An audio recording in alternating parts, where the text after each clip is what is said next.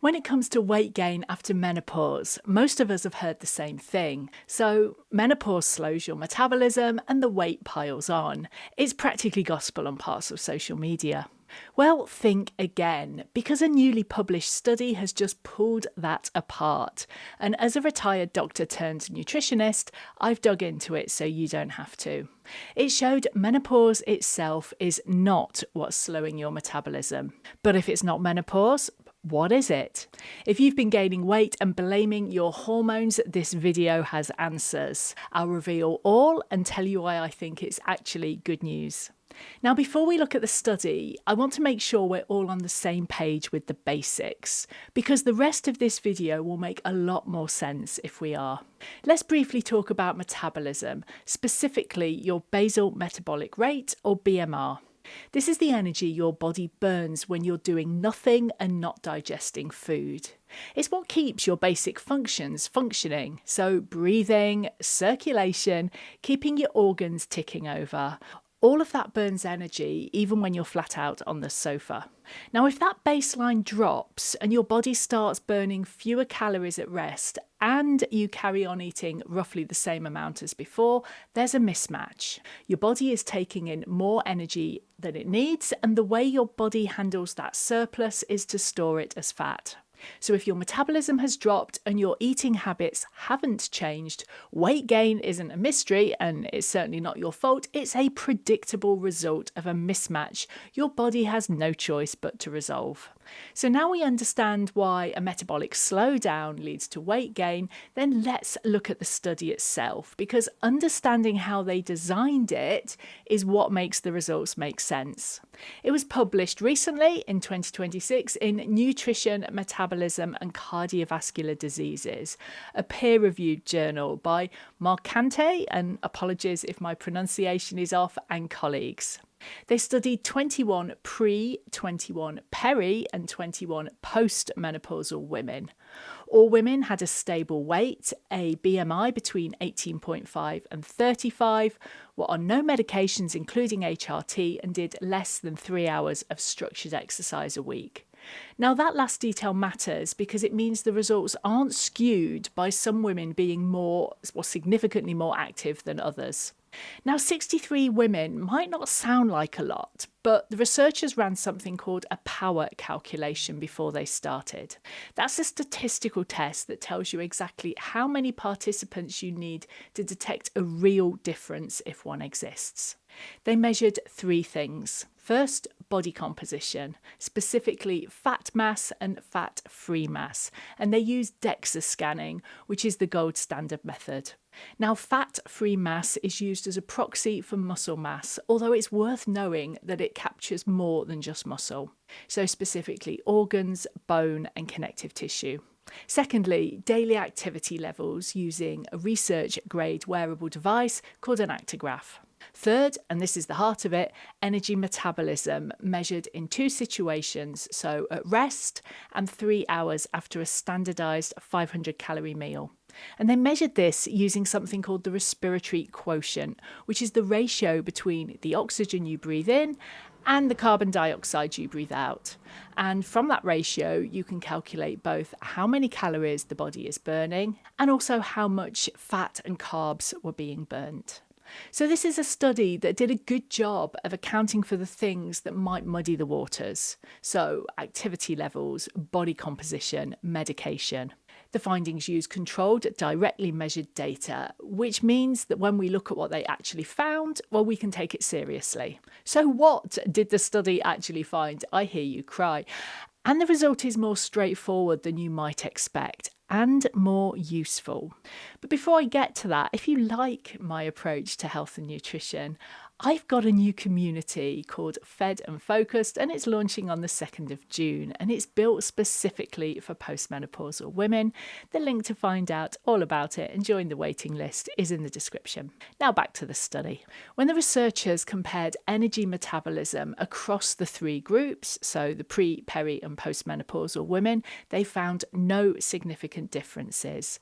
Not at rest, not after a meal, and not in how the body burned carbs or fats. The three groups, well, they looked essentially the same. But then they ran a second analysis, and this was a statistical technique called multivariate linear regression, no less.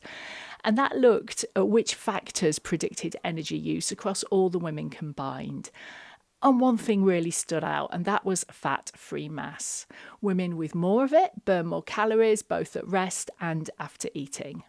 Now, physical activity did point in the same direction, but it didn't reach statistical significance. So menopause itself didn't alter metabolism. What influenced metabolic rate was body composition, specifically the amount of fat-free mass. And as we've seen, we use fat-free mass as a proxy for the amount of muscle. But if muscle is the lever, how do you actually move it? Now, muscle is a metabolically active tissue. It burns calories at rest, it burns calories after a meal. And the reason so many women experience a metabolic slowdown in midlife isn't their hormones. It's because muscle mass tends to decline with age from around 35 onwards. And most women aren't doing enough to counteract it, and myself included. And contrary to popular belief, that drop in muscle mass doesn't accelerate with menopause either. So less muscle means a slower metabolism. But that relationship runs in both directions. So build muscle and your BMR responds. And this is why I think this study is good news, because it's something we can influence. And I'll come on to how later. But here's where it gets interesting, because there's broader evidence that adds some nuance. Now, this landmark study from Ponce and colleagues, published in 2021, tracked metabolic rate across the entire human lifespan from infancy to old age. And what it found was striking. Between 20 and 60, BMR is remarkably stable in both men and women. It barely moves. Now, there is a decline that starts in the early 60s, but that's age-related, not hormone-related, because the average age of menopause is 51. So that metabolic cliff women expect at menopause doesn't exist. What changes metabolism after 60 is age, not hormones, and that shift is the same for men and women alike. So if you're over 60, the take home is yes, you might need to adjust your dietary intake to account for this, but equally, muscle mass remains critical.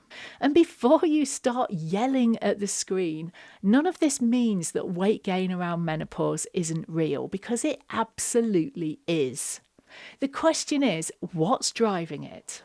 And the research points to several converging factors, some of which you can influence and others you can't. So firstly, activity levels tend to drop in midlife, often gradually and without women noticing. Sleep becomes more disrupted, and poor sleep increases appetite and makes it harder to regulate food intake.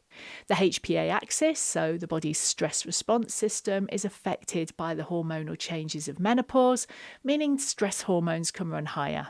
An estrogen decline itself may increase appetite directly, as well as shifting fat distribution towards the abdomen.